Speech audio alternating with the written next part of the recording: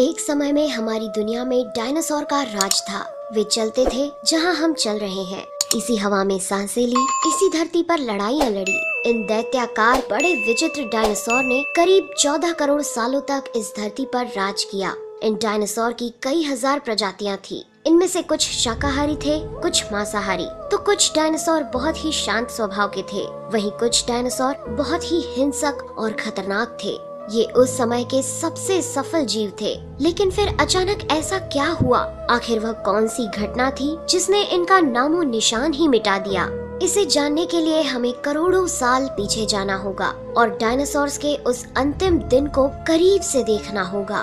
तो आइए चलते हैं आज से 65 मिलियन साल यानी कि 6 करोड़ 50 लाख साल पीछे। आज से करीब 6.5 करोड़ साल पहले धरती पर मौसम सामान्य था।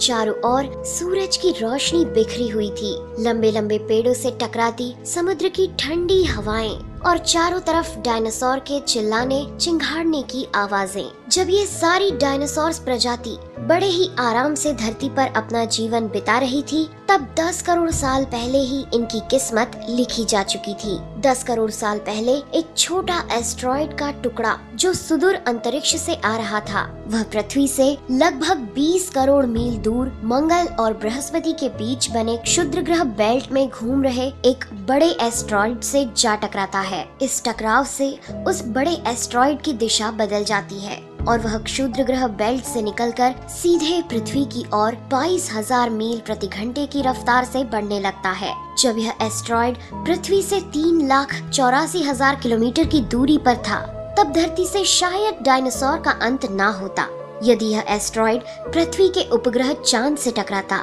लेकिन नियति को कुछ और ही मंजूर था, इसलिए ये बड़ा एस्टेरॉयड चांद के बहुत नजदीक से गुजर गया। 40 किलोमीटर के व्यास वाला 2 ट्रिलियन मेट्रिक टन का ये एस्टेरॉयड प्रत्येक सेकंड के साथ साथ धरती के करीब बढ़ता जा रहा था। ये एस्टेरॉयड जब पृथ्वी के वातावरण के संपर्क में आया तो इसकी रफ्तार एकाएक 70,000 किलोमीटर प्रति घंटा हो गई। पृथ्वी के वायुमंडल में घुसते ही घर्षण की वजह से ये एक भयानक आग के गोले में बदल गया। ये इतनी रफ्तार से धरती की ओर बढ़ रहा था कि सिर्फ 4 मिनट में इसने अटलांटिक ओशियन को पार कर लिया। इसकी चमक इतनी अधिक थी कि धरती पर टकराने से पहले ही हजारों जीव आग के इस दहकते गोले को देखकर पूरी तरह अंधे हो चुके थे। ये जीव उस उल्का को देख नहीं पा रहे थे, लेकिन वह उसकी भयानक गर्मी को महसूस कर रहे थे। कुछ ही क्षण में ये एस्टेरॉयड मेक्सिको की खाड़ी के पास जमीन से टकराता है और लगभग 35,000 डिग्री सेल्सियस की ऊर्जा वाला एक भयंकर विस्फोट होता है। इस टकराव का विस्फोट लगभग 10 हाइड्रोजन बम के विस्फोट के बराबर था। ये विस्फोट इतना शक्तिशाली था कि इसके टकराते ही धरती की लाखों टन धातु अंतरिक्ष में चली गई। टकराव वाली जगह पर 180 किलोमीटर चौड़ा और 20 किलोमीटर गहरा गड्ढा बन गया। विस्फोट के कारण इस गड्ढे का सारा मेटल और पत्थर आसमान में धूल के बड़े बादल में बदल गए। 16 मिनट 40 सेकंड बाद जमीनी टकराव की वजह से धरती के अंदर चारों ओर 11.1 तीव्रता की भूकंपीय तरंगे उठने लगी। इस वजह से समुद्र में विशालकाय लहरों का निर्माण हुआ और एक के बाद एक सुनामी की लहरें चारों तरफ बढ़ने लगी। भूकंपीय तरंगों ने सभी सक्रिय ज्वालामुखियों को दहका दिया, जिसके कारण जगह जगह डायनासोर का विनाश शुरू हो गया।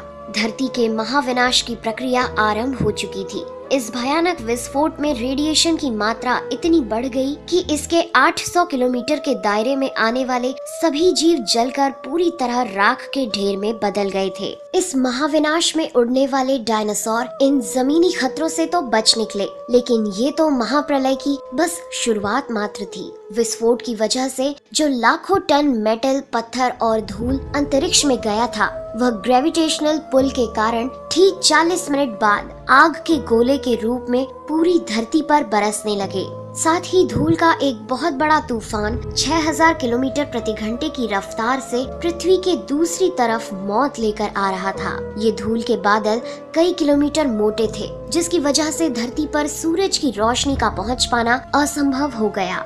गर्म हवाओं का तापमान 100 डिग्री सेल्सियस से ज्यादा हो जाने के कारण धरती पर पेड़ पौधों की लगभग सारी आबादी जलकर खाक हो गई थी। विस्फोट के 90 मिनट बाद धरती का तापमान 200 डिग्री सेल्सियस तक बढ़ गया। इसकी वजह से जो डायनासोर विस्फोट के इलाके से कोसों मील दूर थे, वे भी इस गर्मी से बच नहीं पाए।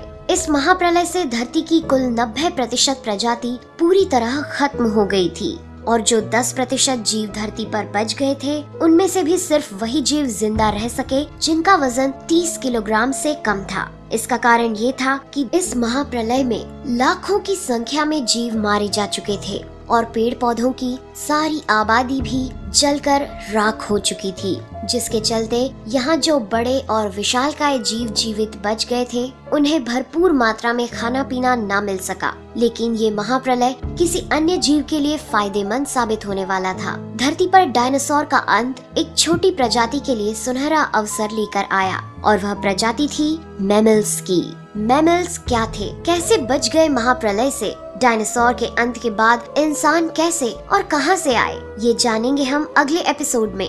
यदि आप चाहते हैं कि हम अगला वीडियो जल्द से जल्द बनाएं, तो इस वीडियो पर 2000 लाइक्स जरूर दीजिए और हमारे चैनल को सब्सक्राइब कर हमारा सपोर्ट जरूर करिए। यदि आप नए हैं तो इस चैनल पर हमारे बाकी वीडियो भी जरूर विजिट करें। साथ ही सब्सक्राइब कर नोटिफिकेशन बेल आइकन को भी जरूर दबाएं। मिलते हैं